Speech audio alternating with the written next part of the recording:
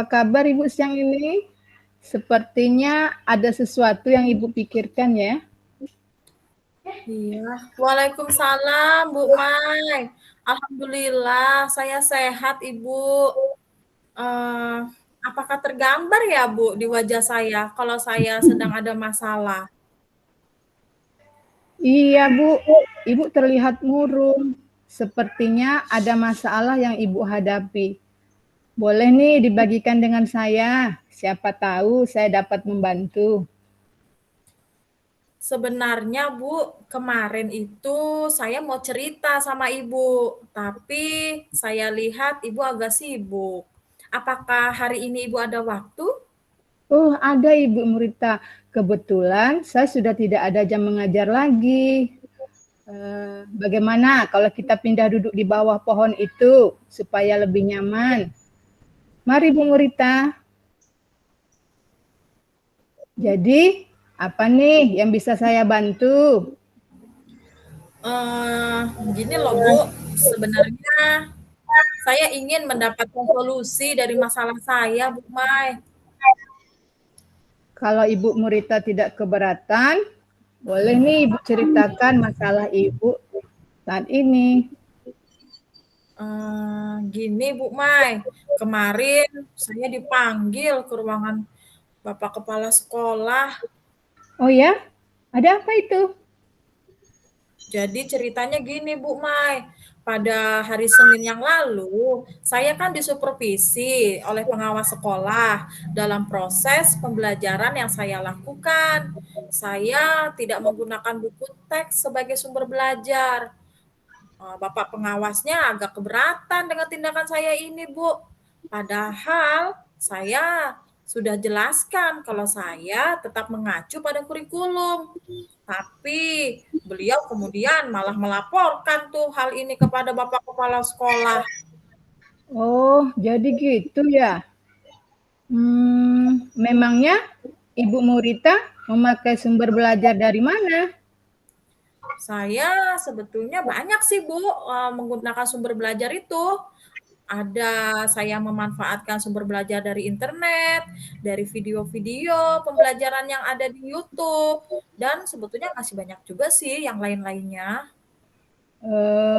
Oh gitu ya. Kalau saya boleh tahu, mengapa ya Bu Murita tidak menggunakan buku teks sebagai sumber belajar siswa?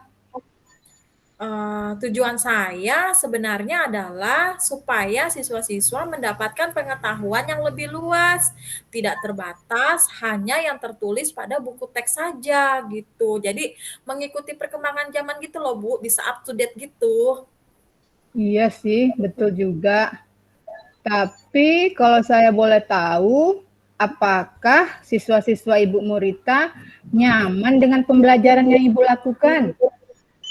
Kalau saya selama ini sih ya Bu ya, dari pengamatan saya, lihatnya sih nyaman sih. Tapi kadang-kadang ya memang juga mereka mengalami kesulitan dalam memahami materi karena tayangan videonya itu terlalu cepat seperti itu. Tapi kan sebetulnya Bu bisa saya buat ulang-ulang lagi gitu. Tapi kan jadinya anaknya lebih semangat kayaknya kalau pakai video. Kalau saya boleh ambil kesimpulan, mungkin pengawas agak keberatan karena hal ini. Mungkin pengawas melihat adanya kesulitan yang dihadapi oleh murid Ibu Murita sewaktu Ibu menayangkan tayangan video itu dan menyarankan hanya menggunakan buku teks. Kalau menurut saya, buku teks dan tayangan video keduanya dapat menjadi sumber belajar sih. Kalau buku teks itu dapat kita jadikan sebagai konten untuk siswa yang profil belajarnya visual. Saya Bu, mungkin untuk yang video dapat kita jadikan konten untuk siswa dengan profil belajar audio visual. Ya, jadi menurut saya kedua-duanya itu sangat bermanfaat. Bukankah akan lebih baik jika saya menggunakan kedua sumber belajar tersebut, Bu Mai? Benar sekali Bu Murita. Dengan menggunakan kedua sumber belajar tersebut, Ibu dapat memenuhi kebutuhan belajar siswa, yaitu siswa dengan profil belajar visual dan profil belajar audio. Jadi apa nih rencana Ibu Berta selanjutnya? Oh, sebetulnya banyak ya Bu ya, rencana yang sudah ada nih dalam pikiran saya nih. Nah, tapi kayaknya nih perlu saya susun nih ya Bu Mai. Yang pertama, mungkin saya akan menemui Bapak Kepala Sekolah kembali untuk meluruskan bahwa saya akan menggunakan buku teks sebagai sumber belajar dan ditambah dengan sumber belajar lainnya. Buku teks ini sebagai sumber buku pegangan siswa dan siswa juga dapat mengakses sumber belajar lain. Selanjutnya, saya akan menemui Bapak pengawas sekolah. Kalau seandainya Bapak itu datang lagi ke sini, terus saya untuk meminta waktu beliau untuk bisa berdiskusi mengenai sumber belajar ini dalam kondisi yang lebih nyaman. Mantap Bu Murita, itu langkah yang baik untuk Ibu lakukan. Selanjutnya, apa nih komitmen Ibu dalam menjalankan rencana Ibu? Sebagai rasa tanggung jawab saya akan secepatnya menemui Bapak Kepala Sekolah. Kalau bisa sih besok ya Bu, kalau misalnya udah ada Bapaknya terus saya lihat waktunya juga bisa. Dan untuk yang Bapak pengawas tentunya saya nunggu aja lah Bu. Masa ya saya cari ke dinas, nunggu sampai Bapak itu datang, nanti saya akan mencoba meluruskan masalah ini dan menjelaskan sumber belajar yang dipakai itu adalah untuk memenuhi semuanya adalah untuk kebutuhan belajar murid. Seperti itu, Bu Mai. Mantap itu Bu Murita. Tapi kira-kira siapa ya yang akan membantu Ibu Murita dalam menjalankan rencana ini? Siapa ya, Bu Apa ya? Ibu perlu bantuan tuh? Boleh sih. Gimana kalau misalnya Ibu Mai saja yang saya minta untuk bersama-sama menemui Bapak Kepala Sekolah menjalankan aksi saya ini. Bisa kan, Bu? Oh, tentu saja bisa. Saya akan melaksanakan dengan senang hati, Bu Murita. Wah, terima kasih banyak Bu Mai. Bu Mai sudah mau mendengarkan keluhan saya dan juga mau membantu saya dalam menyelesaikan masalah ini serta mau nemenin saya nih besok sama buat Bapak Kepala Sekolah biar sama-sama kita jelasin ya Bu ya. Karena saya juga jadi paham ini. Terima kasih banyak ya Bu. Iya Bu Murita, sama-sama. Oke, baik. Baik, terima kasih Ibu Murita sama Ibu Maimunah. Ini kalau menurut saya peran Ibu Murita sangat tepat sekali ya. Dengan kasus ini dia yang dalam kondisi ada masalah ya, yang awalnya murung dan ternyata setelah Ibu Maimunah memancing dengan pertanyaan-pertanyaan banyak sekali ide-ide yang muncul dari Ibu Murita. Baik, mungkin saya yang pertama dulu ya Bu Mulia mengamati ini supaya saya nggak lupa nantinya. Iya, baik, silakan Pak Atta. Ya, baik, dari kegiatan ini sih menurut saya sudah tergambar ya, langkah-langkah tirtanya dengan indikator-indikator ada tujuan. Nah, tujuan di sini tadi yang kalau saya tangkap di sini Bu Maimunah yang berperan sebagai coach, dia mengawali dengan pertanyaan pemancing, misalnya apa yang Ibu alami.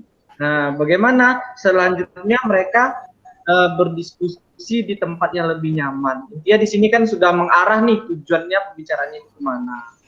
Kemudian yang berikutnya lagi itu adalah identifikasi masalah. Nah, di sini saya sangat banyak sekali menemukan menemukan ide-ide dari seorang coachnya. Banyak sekali dengan pertanyaan-pertanyaan ini ternyata banyak sekali permasalahan ini sudah teridentifikasi. Apa masalah yang Ibu alami selama ini? Nah, ternyata Ibu Murita ini karena ditegur oleh pengawas begitu ya, ternyata permasalahannya itu dia menggunakan tidak menggunakan buku paket ketika dalam proses pembelajaran. Nah, inilah yang dikritisi oleh si kepala sekolah maupun pengawas. Nah, kemudian si pengawas ini melaporkan kepada kepala sekolah kalau hal tersebut dia sebenarnya tidak bisa terima. begitu. Kemudian selanjutnya adalah tentang aksi. Aksi di sini tadi adalah karena karena menurut coachnya ini bahwa sumber belajar itu tidak hanya buku, dia berusaha meyakinkan bahwa sumber belajar itu bisa dari sumber-sumber yang lainnya, misalnya dari YouTube, kemudian browsing dan sebagainya. Kemudian dia melanjutkan bagaimana sih cara Ibu Murita ini untuk meyakinkan bahwa kepala sekolahnya itu kalau sumber belajar itu tidak hanya dari buku saja. Kemudian dia berinisiatif untuk besok katanya akan menemui kepala sekolah dan menceritakan hal tersebut. Nah, itu sih menurut saya poinnya sudah tergambar. Kemudian juga tanggung jawabnya katanya menyatakan besok. Katanya besok akan dilakukan menjelaskannya kepada kepala sekolah. Kemudian kalau pengawasnya katanya tadi kalau ada Bapak Ibu datang lagi nanti saya akan mencoba menjelaskannya. Intinya adalah kepala sekolahnya sudah diyakinkan dan si Ibu Murita ini sudah menunjukkan bahwa dia sudah berkeyakinan menyampaikan kepada kepala sekolahnya. Kalau dari pandangan saya itu sih Bu Mulyani, mungkin dari Ibu Mulyani ada tambahan, dipersilahkan. Oke, baik. Terima kasih Bapak Hatta.